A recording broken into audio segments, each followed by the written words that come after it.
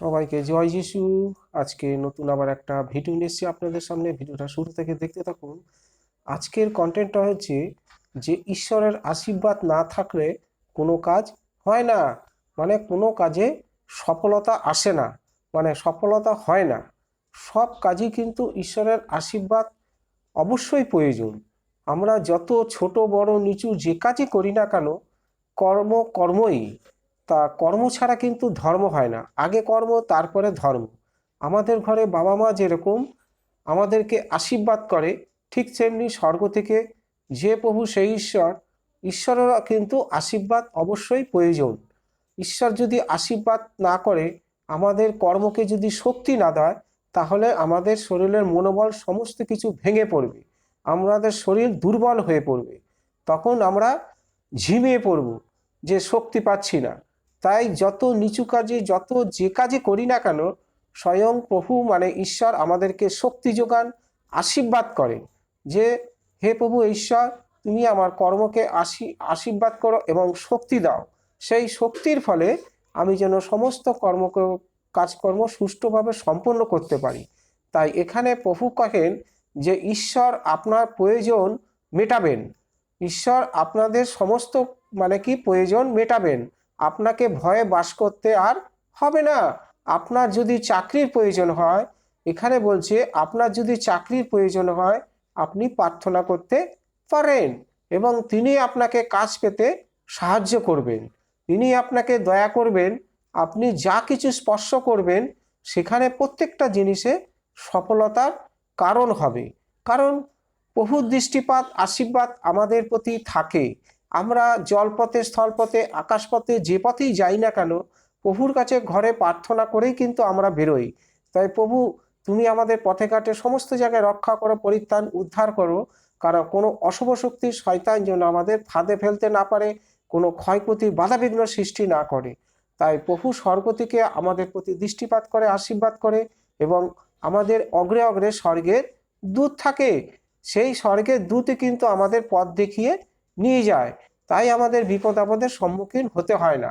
তাই বলছে যে তিনি আপনাকে দয়া করবেন, আপনি যা কিছু স্পর্শ করবেন আর সেখানেই প্রত্যেকটা জিনিসে সফলতা কারণ হবে।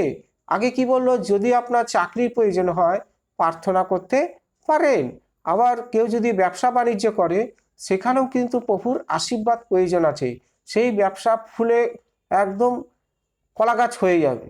মানে কি, প্রভুর কর্মকে আশীর্বাদ করবে। যে প্রভু, আমি এই ব্যবসা বাণিজ্য করতে যাচ্ছি, আমার এই ব্যবসাকে তোমার হাতে রাখলাম, আমিও তোমার চরণতলায় ঠাঁই নিলাম, তোমায় আশীর্বাদ করো। আমি যেন ঈশ্বরের রাজ্যে দান ধ্যান করতে পারি এবং তোমার রাজ্যে আমি দশমাংশ দান করতে পারি। সুতরাং তুমি আমার ব্যবসা বাণিজ্য এবং চাকরিজীবীকে তুমি আশীর্বাদ করো। তখনই প্রভু আমাদের দৃষ্টিপাত করবে, আশীর্বাদ করবে। সেই আশীর্বাদের ফলে আমরা বহুদূর পথ অতিক্রম করে এগিয়ে যেতে পারবো এবং আমাদের ধনবৃদ্ধি হবে, ভাণ্ডারে উপরন্ত সব সঞ্চয় থাকবে এবং আমাদের ঘরে সমস্ত জিনিসপত্র উপচে উপচে পড়বে। হ্যাঁ, আবার এখানে প্রভু কহেন যে যিশু চান যে আপনাদের ভালো জীবন থাকে। প্রভু যিশু সবসময় কিন্তু আমাদের ভালো চান, আমাদের জীবনটা যাতে খুব ভালোভাবে সুন্দরভাবে চলে। তিনি মারা গিয়ে আপনাকে যে জীবন দিয়েছেন তা আপনি উপভোগ করুন। প্রভু যিশু মারা গিয়ে 3 দিন পরে যে পুনরুত্থান হয়েছে, কিন্তু প্রভু আমাদেরকে জীবন দিয়ে গেছেন। বলছে যতদিন পৃথিবীর বুকে তোমরা বেঁচে থাকো, তোমরা আনন্দে উল্লাসিত করো এবং উপভোগ করো। আবার কহেন, কারণ প্রবাল পাথরের চেয়ে সুবুদ্ধি বেশি দামি। প্রবাল পাথর মানে কি, ওই হাতে যেগুলো পড়ে সেই পাথর, স্টোন আর কি, যেগুলো জ্যোতিষীরা দেয়, বলছে সেই প্রবাল পাথরের চেয়ে সুবুদ্ধি বেশি দামি। সুবুদ্ধি কখন আসে? যখনই কোনো মানুষ ঈশ্বরের কাছে সাধনা ভজনা করবে, একটা আসন পেতে প্রভুকে প্রভু বলে ডাকবে, ঈশ্বরের আজ্ঞাবিধি শাসন মেনে চলবে, তখনই কিন্তু পবিত্র আত্মা তার অন্তরে প্রবেশ করবে, তাকে ধীর স্থির নম্র থাকতে সাহায্য করবে, জ্ঞানের ভাণ্ডার পরিপূর্ণ হবে এবং বুদ্ধিষ্ণ হবে। তার বুদ্ধি অনেক অনেক গুণ বেড়ে যাবে। যেটা কে করত? স্বামী বিবেকানন্দ করত। হ্যাঁ, আর তাই বলছে, কারণ প্রবাল পাথরের চেয়ে সুবুদ্ধি বেশি দামি। তোমার চাওয়ার মতো কোনো জিনিসের সঙ্গে আর তুলনা হয় না। মানে তুমি মুখ ফুটে প্রভুর কাছে চাও যে হে প্রভু ঈশ্বর, অমুক জিনিসটা আমার প্রয়োজন, তুমি তোমার সাধ্যমতো তুমি আমাকে দাও। আমি তোমার ঈশ্বরের রাজ্যে সুসমাচার প্রচারকের যাতে কাজ করতে পারি, তুমি আমার মুখকে ব্যবহার করো, আশীর্বাদ করো, এবং আমি যে বাক্য বচনগুলো বিভিন্ন মানুষের কাছে পরিপুষ্টভাবে বলবো, তুমি যেন সঠিকভাবে বলতে পারি, তুমি পবিত্র আত্মার মাধ্যমে আমার মুখকে তুমি ব্যবহার করে বলতে সাহায্য করো। তাই বলছে তোমার চাওয়ার মতো কোনো জিনিসের সঙ্গে আর তুলনা হয় না। মানে তোমরা প্রভুর কাছে, মানে ঈশ্বরের কাছে তোমরা চাইতে থাকো, চাইতে চাইতে চাইতে চাইতে একদিন প্রভুর দৃষ্টিপাত আশীর্বাদ তোমার প্রতি পড়বেই পড়বে। তখনই দেখবে তোমার আগের মতো সে দিন দুঃখী গরিবী ভাব আর নেই। অভাব অনটন দুঃখ কষ্ট এগুলো বেশি দিন থাকে না, কথা থেকে যায়, কিন্তু দুঃখ কষ্ট মানুষের জীবনে বেশি দিন থাকে না। প্রভু উদ্ধার করে দেয় এবং পরিত্রাণ করে দেয় সমস্ত অভাব অনটন থেকে, এবং সমস্ত রোগ ব্যাধির খাত থেকে প্রভু পরিত্রাণ করে দেয়, এবং ভাণ্ডারে অফুরন্ত সঞ্চয় থাকে, এবং সমস্ত খাবার দাবার উপচিয়ে উপচিয়ে পড়ে। হালেলুয়া।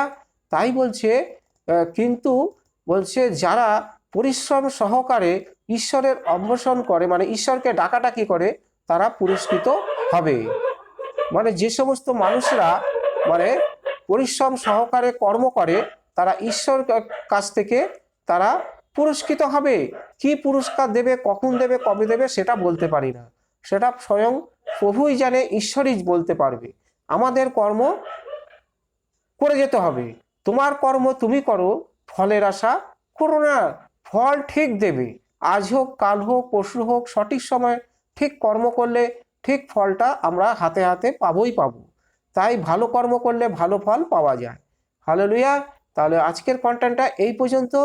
ভিডিওটা একটা সাবস্ক্রাইব করে রাখবেন, কারণ এর থেকে আরও সুন্দর সুন্দর ভালো ভালো ভিডিও আপনাদের কাছে পৌঁছাবে। সবাইকে জয় যিশু। প্রভুর কাছে প্রার্থনা করি আপনারা ভালো থাকুন, সুস্থ থাকুন। সবসময় আমি আপনাদের মঙ্গল কামনা করি। সমস্ত রোগ ব্যাধি দুঃখ কষ্ট অভাব অনটন থেকে যেন প্রভু আপনাদেরকে পরিত্রাণ করে, উদ্ধার করে এবং নতুন জীবন ফিরে দেয়। আমি প্রভু যিশুর নামে প্রার্থনা করি। আমেন। জয় যিশু, জয় যিশু, জয় যিশু।